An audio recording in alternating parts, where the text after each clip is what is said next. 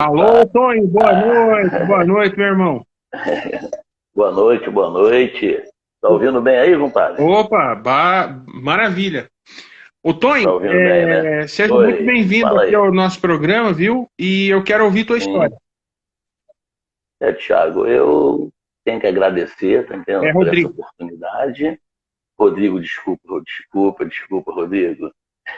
Eu tenho que agradecer por essa oportunidade, porque todos os canais que nos levam a, a alcançar mais alguns conhecimentos, alguma popularidade, são bem-vindos, tá entendendo? E você já faz parte dessa popularidade que você está dando uma oportunidade para que todos se pronunciem através do seu canal e assim ficar sabendo um pouco da história de cada um desses autores. Escutei o Nego Vando agora aí, gostei do papo dele, tá entendendo? E estamos aí, compadre. Estamos aí, entendendo? Então, Tonho, me conta tudo pra nós. Como é que você começou na área da composição? Quero saber da tua história, desde o início. Desde o início, eu vou falar desde o início. Seguinte, segundo os meus pais já falecidos, né, minha irmã mais velha também, eu quando tinha 4 anos de idade, num município daqui da periferia do Rio de Janeiro chamado Belfor Roxo, num bairro chamado Areia Branca, tinha uma festa de igreja. E eu, com 4 anos, briguei com meu pai, com a minha mãe, que eu queria subir no palco para cantar, né? Aí minha irmã falou que meu pai pegou, deu um jeito lá, eu terminei subindo no palco da igreja lá de seu bairro, né, de Belfor Roxo, subi no palco cantar um samba. E esse samba foi muito aplaudido por uma criança de 4 anos subir num palco e cantar. Era uma coisa assim, hoje crianças se apresentam por aí fora, era uma coisa muito assim, nova demais para a época, né? Aí, praticamente, aí eu comecei uma carreira de cantor de samba, tá entendendo? Mas eu vou mais atrás. Eu falo para todo mundo que quando eu nasci, eu não chorei, entendendo? Que meu choro ele veio sobre cifras de notas musicais. Então, eu já nasci cantando samba, tá entendendo? Que eu não chorei. Eu dei um lalaiá, segundo o pensamento meu, tá entendendo? E eu tenho uma história, cara, assim, interessante de Santa Amaro Purificação da Bahia, porque a minha mãe, nascida e criada em Santa Amaro Purificação, foi amiga de infância da família do Caetano Veloso, do irmão do Caetano Veloso e da irmã dele, que são famosos, né? E o meu avô era compositor de música clássica. Meu avô não era sambista, compunha música clássica e valsas. E era o regente de uma orquestra chamado Filhos de Apolo, orquestra sinfônica de Santa Maria da Purificação. E na década de 80, meu avô foi condecorado o maior trompetista da Bahia e ficou incluído entre os melhores do Brasil. E ele, quando veio a falecer, ele faleceu com 40 e poucos, 48 anos, meu avô, ele faleceu tipo assim, um ano eu nasci no outro. E o meu avô, para ele baixar a cova, teve que esperar toda a Bahia receber a notícia do falecimento dele, que foi decretado 3 dias de luto em Santa Maria da Purificação. E veio gente de toda a banda da Bahia para assistir. Meu avô foi colocado lá no cemitério pelo carro de corpo de bombeiro, em cima do carro bombeiro com a população seguindo meu avô. Entendeu? Aí a minha mãe veio para o Rio de Janeiro, conheceu meu pai, que era um boêmio, que tocava violão, entendeu? Aí construiu uma família, e dessa família, entre tantos irmãos, né? Todos gostam de música, de samba, nasceu o Tonho de Rocha Miranda, que, bem jovem, a minha mãe me levava nas rodas de samba, entendendo? Não, não era nem roda de samba, era samba de roda, que tinha aqui num local chamado Imbari, em Duque de Caxias, e os baianos que vieram de Santa Amaro, muitos foram para o Morro da Serrinha, para fundar o Império Serrano, e outros foram para a Baixada Fluminense. E minha mãe me levava nessa roda de samba. Todos os filhos dela, o que ia era eu, que eu gostava de ir. Aí dançava miudinho, dançava dando um bigado e tal, e fui crescendo assim. Quando eu completei em torno de 14 anos, já estava órfão. Já estava órfão. E a minha irmã mais velha, a Penha, a Áurea, ela 2 anos mais velha do que eu, ela já ia para o Império Serrano. Um belo dia, ela, para poder sair, resolveu me levar e me levou na quadra do Império Serrano. E eu, muito magrinho, pequenininho, na quadra do Império, na época, não podia entrar menor de idade. Mas deram um jeito daqui, dali, aquele jeitinho carioca, eu, pumba, entrei. Aí, meu irmão, fiquei na quadra assim, vislumbrado. Uma quadra, muita gente, a bateria, aquela bateria envolvente do Império Serrano. Quando deu 4 horas da manhã, aí anunciaram assim, agora vamos cantar o samba enredo do Império Serrano, do Carnaval daquele ano, né? Aí anunciou, agora com vocês, Roberto Ribeiro. Aí o Roberto Ribeiro subiu ao palco para cantar o samba do Império. Quando a bateria entrou, cara, o coração acelerou. Senti o chão tremer na sola dos meus pés. Virei imperiano. Virei imperiano. Aí mais lá estou eu envolvido no samba, sendo imperiano. Aí mais tarde, um pouquinho, tinha uma agremiação chamada Unido do Haiti, no bairro de Colégio, onde eu fui criado. E eu comecei a frequentar essa escola de samba bem jovem. E comecei a compor a escola de samba. Entendeu? Uma escola de samba que estava no grupo B, grupo B, que antigamente era A, B, C e D, né? O grupo B, eu bem jovem, perdi alguns sambas enredo, ganhei outros, entendendo muito lá atrás isso, e daí eu conheci um parceiro falecido chamado Geraldo de Souza, que era parceiro do Bebeto de São João, um grande sambista partideiro, e me apresentou, fez a apresentação, e eu comecei a compor com o Bebeto de São João, que gravava todo mundo, sucesso com Elza Soares, sucesso com Jair Rodrigues. Eu comecei a compor com ele, e que ele próprio depois andou gravando um disco de samba, vendia 200 mil cópias, 150 mil cópias. Um belo dia, ele falou assim, pô, Tony, tu tem que gravar comigo.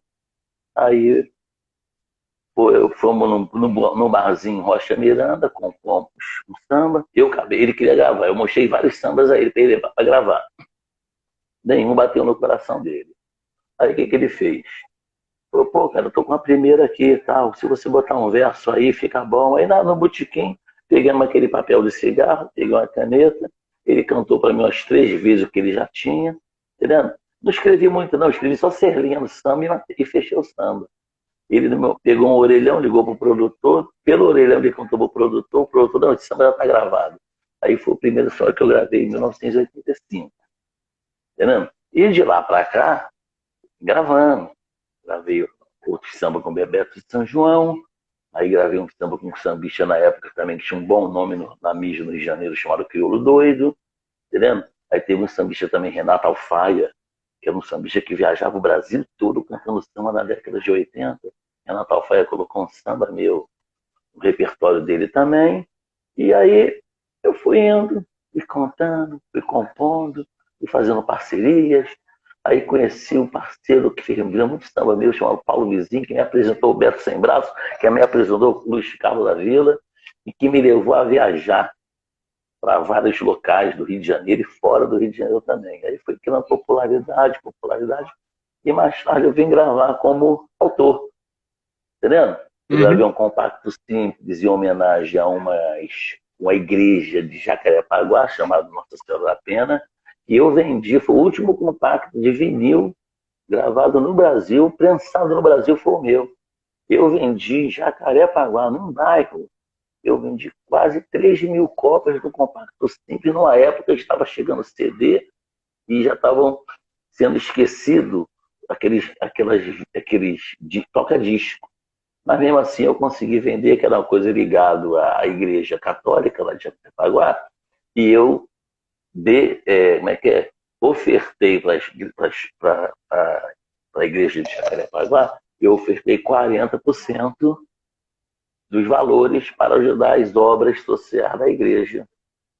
Por isso que eu cheguei a essa faixa de quase 3 mil cópias desse disco. Falo pra caramba, né?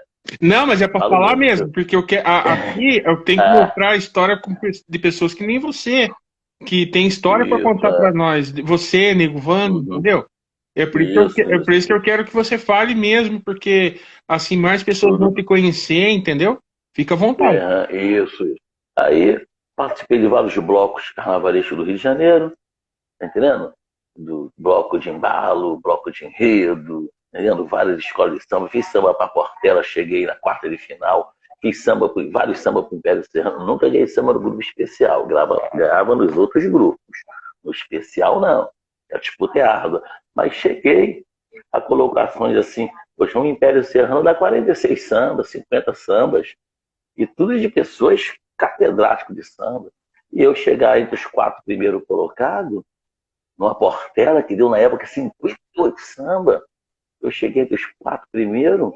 Então, né, Salgueiro, fiz samba na Vila Isabel, cheguei na semifinal da Vila Isabel, que um samba do Martim da Vila ganhou na final, mas eu cheguei na semifinal da Vila Isabel, tá entendendo? Então, isso foi indo, fui popularizando com isso. Fiz vários shows, aí me chamaram para gravar um CD num lance chamado Buraco do Galo, na Oswaldo Cruz, local tradicional de samba. Aí fizemos um CD com 20 sambas, todos autorais, e eu chegamos a vender 10 mil cópias de um CD de mão em mão. E com esse CD, eu fiz 100 shows. Todas as universidades do Rio de Janeiro, as cursos acústicas, chamavam esses 20 autores para fazer roda de samba nas universidades. Que, inclusive, lá na Universidade de Niterói, os jovens de jornalistas e de letras falaram: caramba, olha a nossa cultura como é que é rica. Porque eles conhecem o Ana Rosa, Pixinguinha, que é os caras que realmente têm uma história dentro da música popular brasileira, e outros mais, entendendo? Cartola. Ele falou: caramba, o Brasil no samba é igual ao futebol. Tem os que se destacam, mas tem tanto craque de samba que a gente nem escuta falar, que eu estou diante aqui de pessoas. Os estudantes falaram para mim isso. Estou diante dessas pessoas aqui que são tão bons, equiparado a esses todos que nós conhecemos da história do samba, né? de Candeia, etc, etc. Eles nos compararam pela qualidade dos sambas. Porque quando a gente escuta um samba do Felipe Quirino, que foi que me deu essa coisa, a gente escuta um samba do Nego Vando, a gente escuta um samba do Bombeirinho, a gente escuta um samba do Paulo Vizinho, a gente escuta um samba do Caixa d'Água, do Ângelo Campiano, a gente escuta esse samba nosso, ele não perde em nada para os sambas dos grandes menestréis. Não que nós queremos ser melhor que os grandes menestréis. Os grandes menestréis tiveram o momento dele. E nós fazemos samba também na capacidade Tony, de qualidade. Deixa eu colocar uma pergunta aqui para ti. Como que você enxerga o samba do passado e o samba feito hoje? Olha só, o samba do passado, ele enraizou tudo, porque a árvore, para ela dar frutos, ela tem que estar bem gravada no chão, tá me entendendo? E o povo do passado, eles tinham menos liberdade para expressar, para compor, e espaço, eles tinham menos que a gente, porque eles sofriam as influências da música que vinha de fora, do rock and roll e outras músicas do jazz americano. Então sofria, e também tinha perseguição. Então, o samba do passado, ele se guiava muito, no meu ver, ao contraditório do momento, tá entendendo? Expressar aquilo que eles, através da música, queria expor. Hoje, aí depois vem as poesias, né? Então pode dispensar a poesia do Cartola, do Guilherme de Brito, entendendo? Do próprio Candeia, porque eles também fizeram samba de protestos. A única diferença dos sambas antigos para o samba de hoje é justamente na parte harmônica.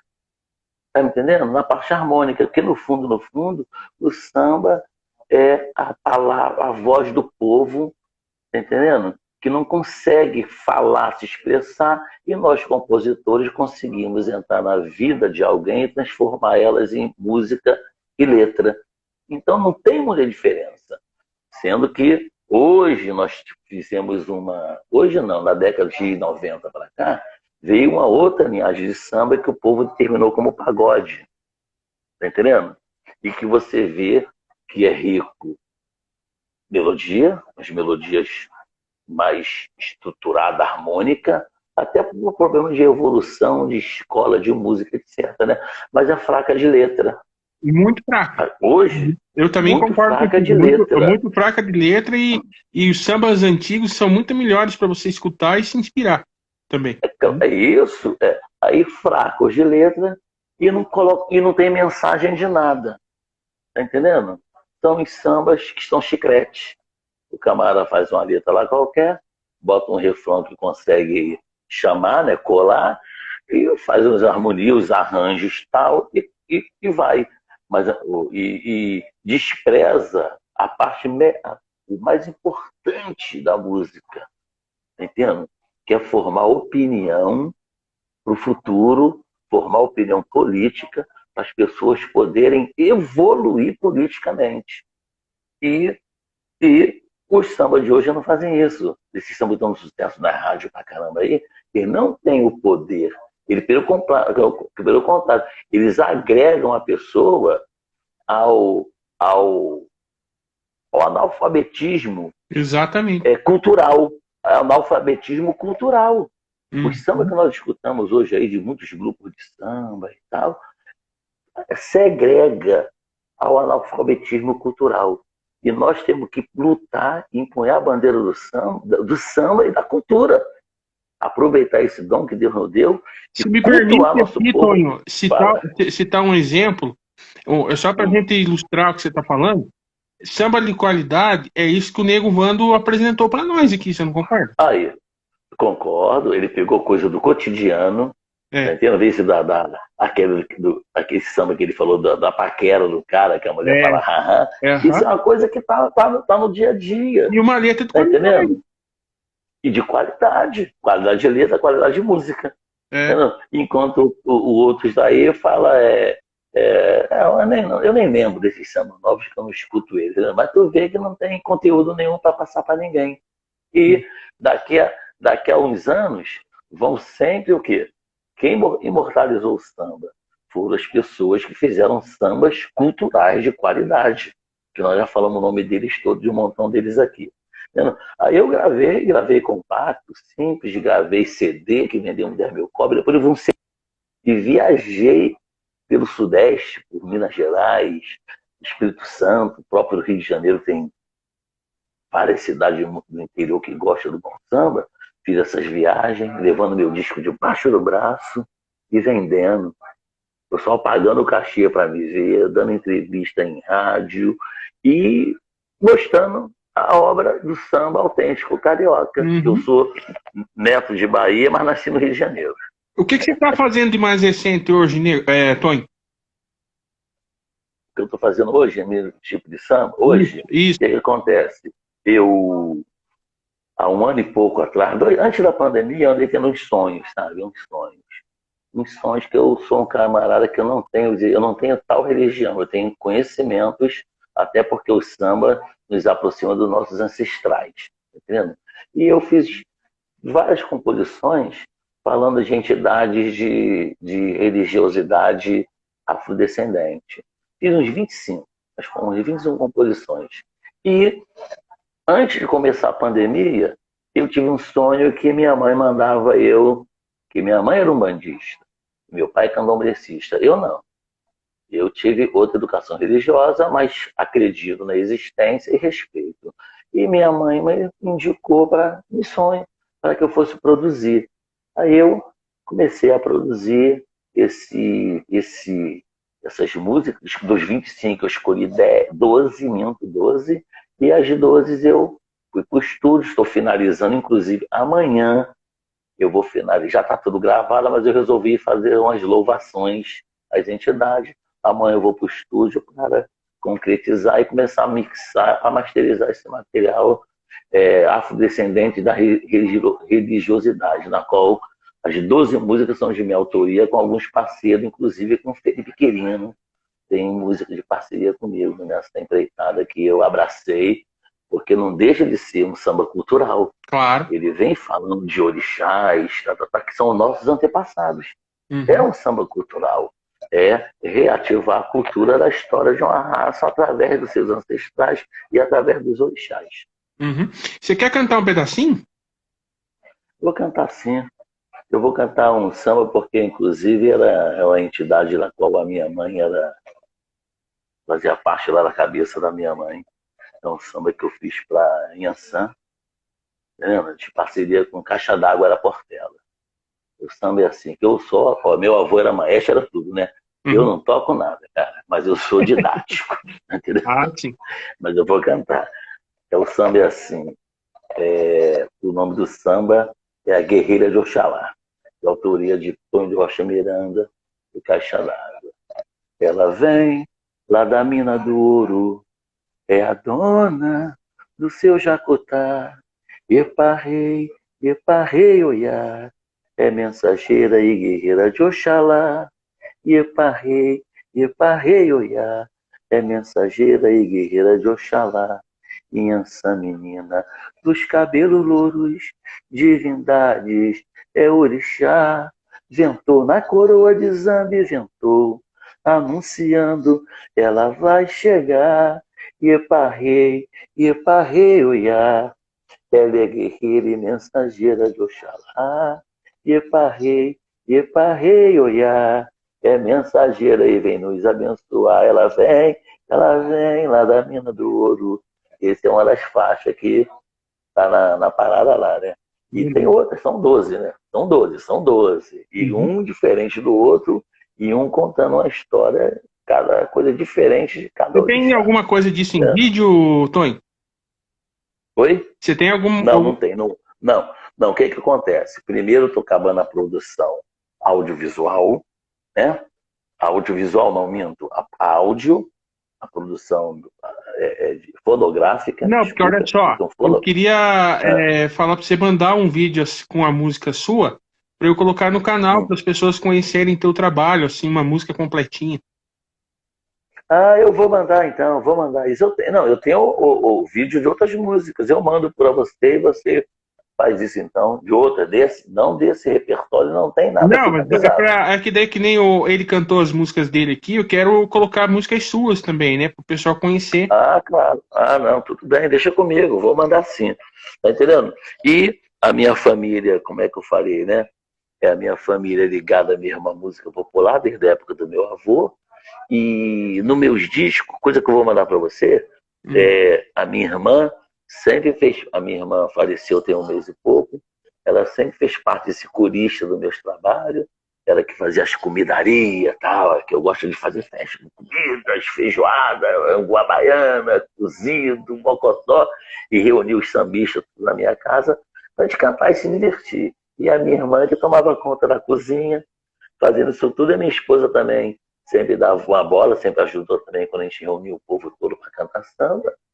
E, tá entendendo? E o produto futuro é esse, tá entendendo? Eu fui em Betim, eu tive em março em Betim, Belo Horizonte, produzindo uma cantora chamada Aninha Felipe, tá entendendo? Com a Aninha Felipe, irmã de um grande parceiro de samba chamado Marcelo Toledo, que é lá de Tocantins. A Aninha Felipe gravou 3 sambas de minha autoria, gravou um samba do Aloysio Machado, e isso me aproximou do Aloysio Machado, Fala para ela que também entrar em era parceiro. contato, passa o contato dela aí também, que a gente dá a Eu vou oportunidade passar, para ela. não, eu vou te mandar, eu vou indicar para você a Aninha Felipe, o Marcelo Toledo, tá entendendo? E Uhum. indicar também o filho do Caixa d'Água, que é o Ângelo Campeão. Vou mandar, Maravilha. Não tá precisei nem entendendo? perguntar. Isso para Isso que é o você. bom, você fala bem. Eu não precisei nem perguntar da indicação, você já falou aí, compadre. Tá entendendo, meu irmão? Então é isso. E esse projeto futuro é esse, né? Esse lance do coisa. E também estamos no projeto de samba, samba da nossa escola, é isso mesmo. Que o Vando faz parte, Felipe Quirino. É um Uhum. samba autoral e cultural, tá entendendo? Que nós estamos montando aqui no Rio de Janeiro, entendendo? Do qual vai participar inúmeros compositores. Vamos fazer vídeo, fazer clipe, fazer tudo para trabalhar o samba mais autêntico do Rio de Janeiro. O que está faltando é isso, a gente poder Samba de trabalhar mais o qualidade, samba. né, Tony? Samba de qualidade, samba que traz Isso, alguma qualidade. cultura para as pessoas, né, Tony? Isso. Temos que aproveitar o samba para culturar o povo e politizar o povo também.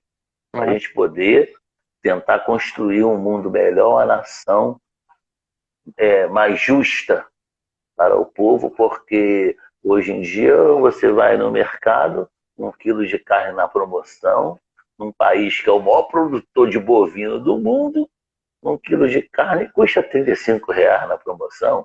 Um país que é o maior produtor de óleo de soja do mundo, você vai comprar uma lata de 1 vidro de óleo de soja a R$ 9, R$ 10. Um país que nós somos o maior produtor de café do mundo, você compra meio quilo de café por R$ 13.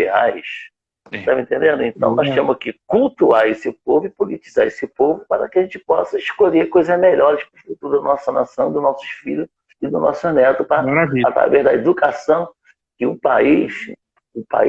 qualquer país, isso é exemplo lá de Japão, é exemplo de China e outros países mais, o país só cresce se nós tivermos educação e cultura. Tá entendendo? Educação e cultura. Minha filha, um beijo. A minha filha entrou aí, ó. Tá vendo a minha filha? Essa nega Giz aí é minha filha. Eu te amo, minha filha também. Tony, obrigado, querido. Obrigado mesmo. Te agradeço muito. Acabou o nosso tempo, né? Acabou. Um beijo no coração seu, tá, compadre? Um abraço em todos. E eu vou te mandar uns vídeos. E vamos estar sempre juntos divulgando a tua página. E eu divulgando as minhas músicas e você nos ajudando. A minha música, a música dos outros amigos, vou mandar para você. Tá bom? Beijo no coração, boa noite. E sempre quando você tiver alguém bacana que quiser mandar para cá, manda que eu, com o maior carinho, abro espaço aqui. Tá legal, então. Tudo bem, então. Tá bom, vou mandar. Fica com Deus, boa noite. Boa noite, obrigado, Tony. Tá? Esse foi Tonho de Rocha Miranda, o homem que tem história.